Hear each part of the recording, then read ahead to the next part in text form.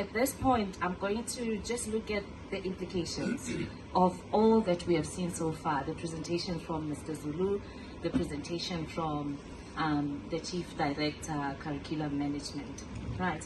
But one of them that stood out for me is the issue of retention of learners in mathematics. That is the movement of learners from mathematics to mathematical literacy, right? We do know, and we saw from the stats, that we do get a fair number of students, of learners enrolling for mathematics in grade 10, but we are not retaining them. By the time we get to grade 12, it's something else, right? We do need to solve, but with the imbalance that we are witnessing, this is a systemic imbalance where we see a drift, a move away from mathematics to mathematical literacy, right?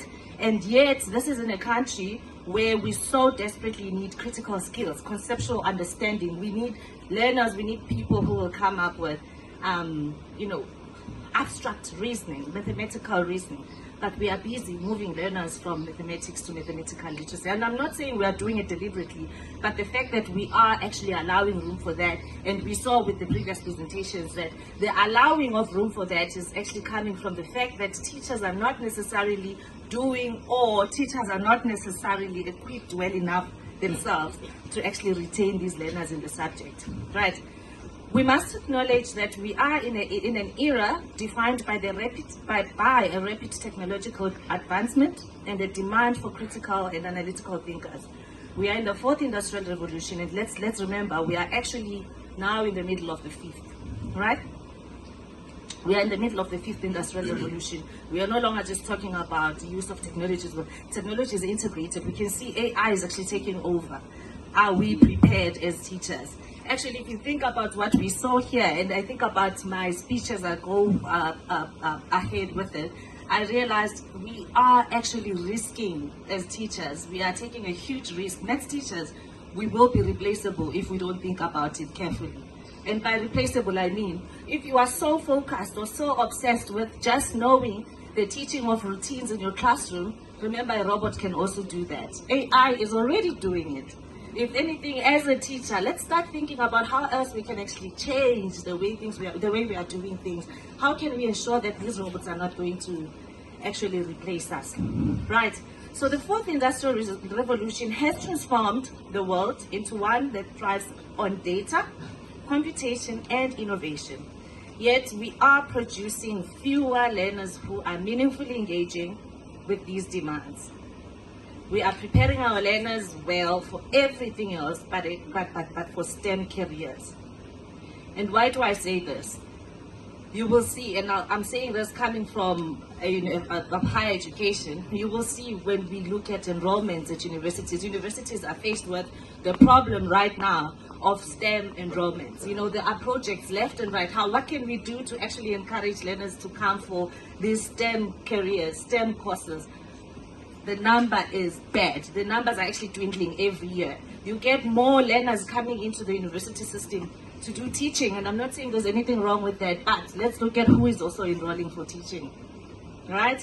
What marks are coming for these teaching enrollments? Okay, you get learners who are coming enrolling for drama, like Chief Director Curriculum also mentioned. You know, there's just a lot of movement towards everything else, but not STEM subjects, not STEM careers. What is the problem, right? As a teacher trainer, I see this reality unfolding before my eyes, and the reality is actually sad. Some of the students I work with are those who are dropped out from engineering and other technical problems at a university. Programs that actually require solid grounding on mathematics. These students are obviously not, it's not because they are so stupid or not intelligent. They came with good marks, that's why they were accepted into these engineering courses from the first place. Now let's ask, why aren't they surviving? Because for one to be enrolled for engineering, they must have had their 80%, good 80%, good 70% in mathematics. But then they get there, it gets tough, they fall off, they come for teaching. What happened? What's the problem? It goes back to school, right? And where is the problem here? We can safely say that these learners, these students, were not adequately equipped with conceptual understanding. These are students who are trained, you know, there's this hardcore training what do we call them? There's this trend now, overnight don't, you know, where you go and you realize it's like past question paper after past question paper. If you just know this method, you are good to go, and you're thinking, oh, there's no knowledge of mathematics being promoted there. It's all about, let's just know what tricks we can use to pass the exams, and they pass.